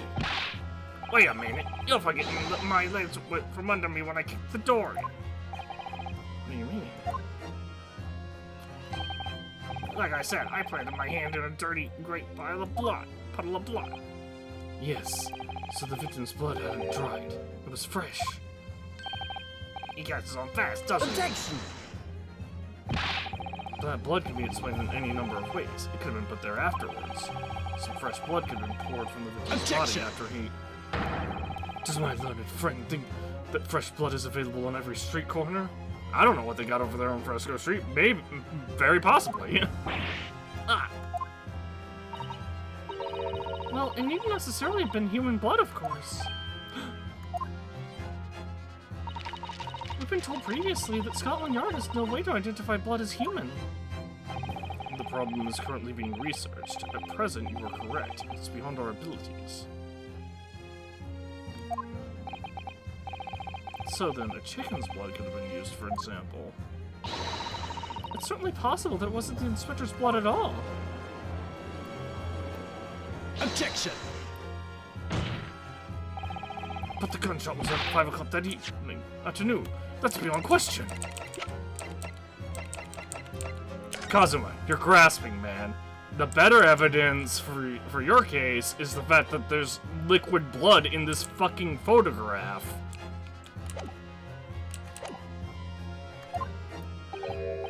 Is it though? What? Given that the time of death of the victim has already been called into question, it isn't beyond the realms of possibility that what those witnesses heard wasn't a gunshot at all. Oh, please, what are you trying to say? Was that not what we heard? It was a loud bang that came from that there room. No, you listen to me. A street seller's ears are his livelihood. Why do you have a whip? I don't know your ears, sir. But all you can state with certainty is that you heard a noise. Hey, Cosmo, can I have one of those swords? Everyone else is armed. It makes me feel left out.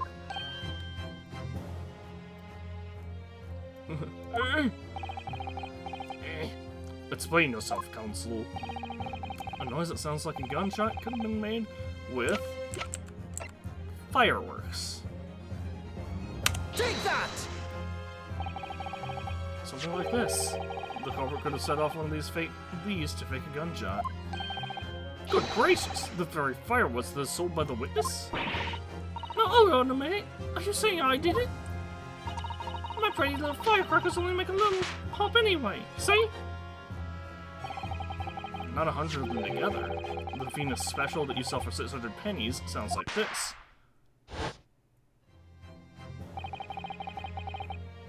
As the court can now attest, it sounds very much like a gunshot, in fact. In fact, I shouldn't have even had to do that a second time, because, like, you all should have been able to hear that the first time I did it a little while back. Ah!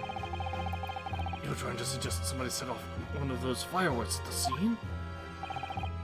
I'm suggesting that somebody knew the defendant was in the room at 5 that day, and sought to implicate him by creating a sound like a gunshot for these peddlers on Fresno Street. Objection!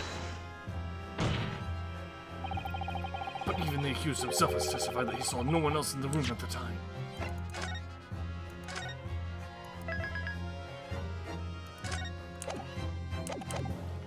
Okay. Whether it was a gunshot or firecracker, the only person present to cause that bang was Barrick Van Zieks. Not entirely. I doubt the defendant looked in the middle of this fucking fireplace.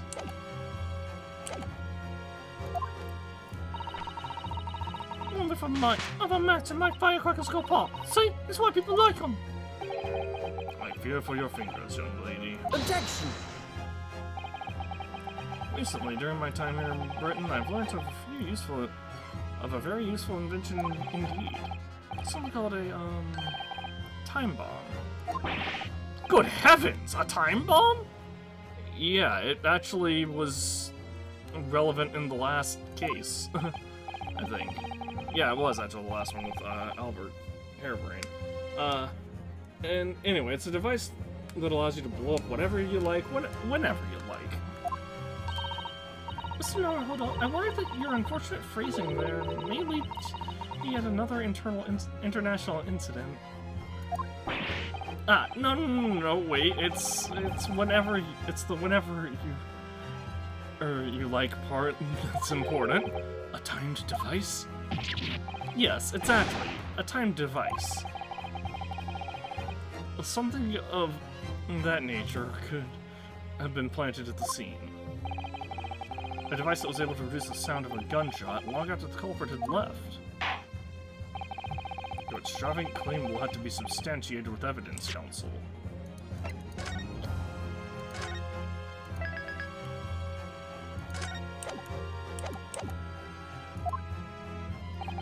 What proof do you have to suggest in any way that a time device was employed to create the gunshot sound?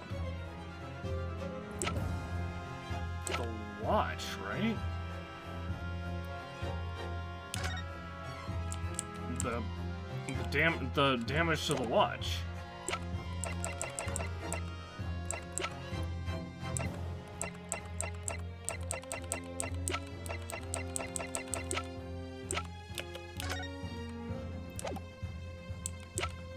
I'm gonna drop a save here. I think I did just save, but whatever. I think it's the watch. Take that! You're suggesting this could have been used as some sort of time delay device? I did think so, my lord, but it's becoming increasingly clear that we've all been very misguided. Objection! Yes, by you. What? No, counsel. The time has come for a penalty without delay. What? Well, time to reload.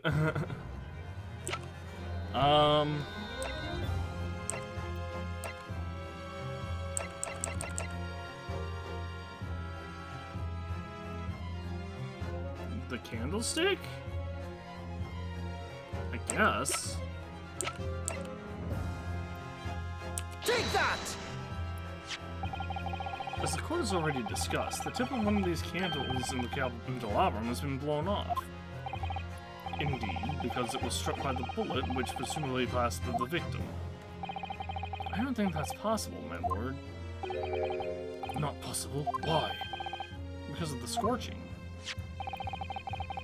The gunpowder scorch marks are clearly visible on the broken candle. There are? Goodness, yes. But is it not the case that there was also scorching on the victim on the bullet entry wound? Yeah, that makes sense. That's right, there was. But as we heard earlier, scorching like that only occurs when the target is at very close range. A matter of centimeters from the gun. Ah! Which means the scorching on the candle can't possibly be the result of a gunshot. At least not one that passed through the body of the victim. You're suggesting it came from the fireworks? How can that be, eh? The fact that there's such visible scorching on the candle suggests that the fireworks must have been right next to it when they exploded. Or to put it another way, the candle and firecrackers were joined together. The culprit somehow attached the fireworks at a point partway down the candle. After the killer had left the scene, the candle slowly burnt down along with the other two, until eventually it ignited the fuse of the firecrackers, generating a loud bang.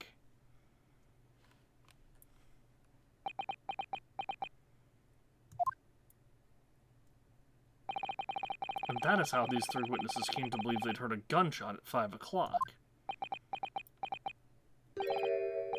Well, what a plot.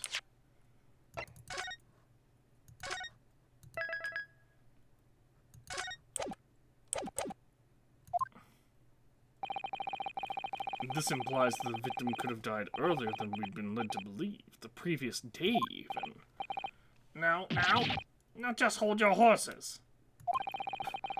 All us lot here saw the victim going into the building, remember? I couldn't forget that flame-colored hair even if I wanted to. The person you saw entering the building wasn't the victim at all. Consider this. Ah! Obviously, anybody can wear a wig. So the person that these witnesses saw entering the building 15 minutes before the incident occurred could easily have been someone else entirely wearing the red hair piece. Someone else? Do you mean to say it was the same person who contrived the firecracker trick? In other words, Inspector Gregson's killer.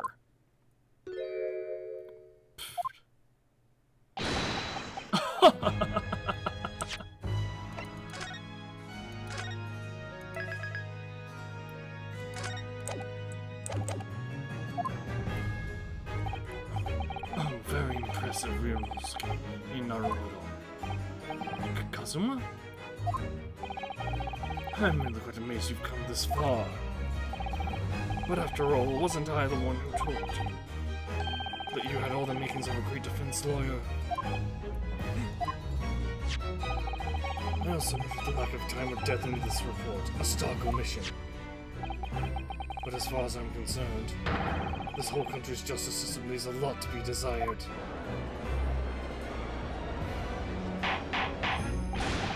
Order! Order! Order! Prosecutor Asumi! What on earth do you mean by that statement? I hear that many of the leading members of British judiciary are present to observe this trial today. So we cannot allow even the slightest doubt to be overlooked. The defense's assertion about the time of death based on the victim's stopwatch is just conjecture. But, while the possibility is that my learned friend may be correct, we have a duty to explore it. Well, certainly. I would agree with you. And what immediately comes to mind, of course, is what was Inspector Gregson doing there, and where did he go on the day before the incident? Do you know?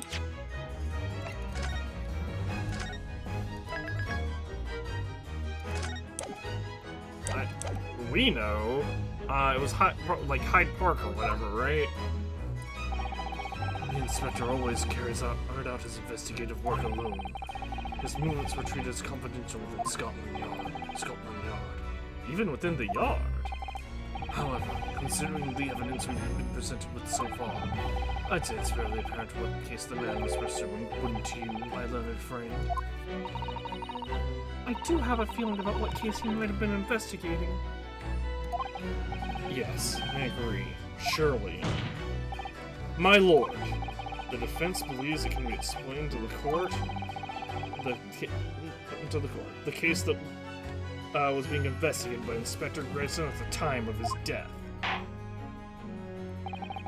Very well, counsel. Present your argument to the court. What evidence is suggested of the case being investigated by the inspector on the day prior to his death? I'm gonna go with the Red-Headed League article. What's this? Oh, no business. Take that! I believe this red hairpiece points to the answer. We might assume it was part of a disguise used to carry out an undercover investigation. Surely not. Such a brightly colored hairpiece would only serve to make the inspector more noticeable. Yes, that's quite true. It would definitely have made him stand out in a crowd. Except, that is, in a crowd of gentlemen from the Red-Headed League. The Red-Headed League? So, we've already worked it out. What on earth is all this about? Is there such an extraordinary league of gentlemen? That's a movie title reference, League of Extraordinary Gentlemen. That is a throwback to the early 2000s, I want to say?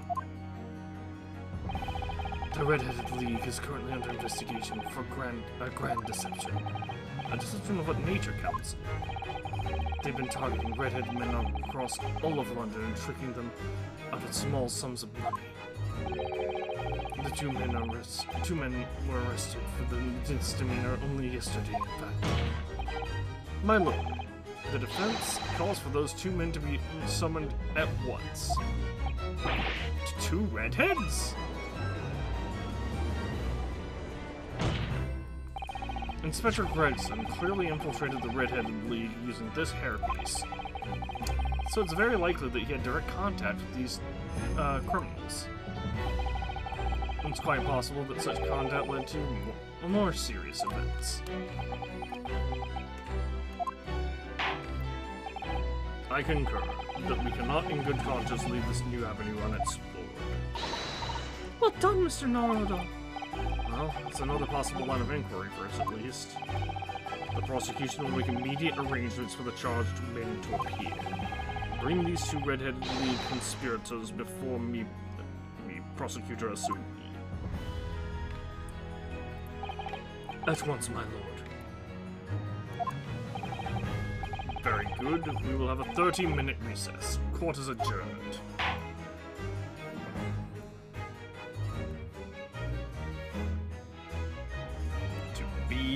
Continued. That's the end of the episode, but not the end of stream. We'll probably go to the next to be continued stream, scene for stream. Alright? So, see you next time, YouTube.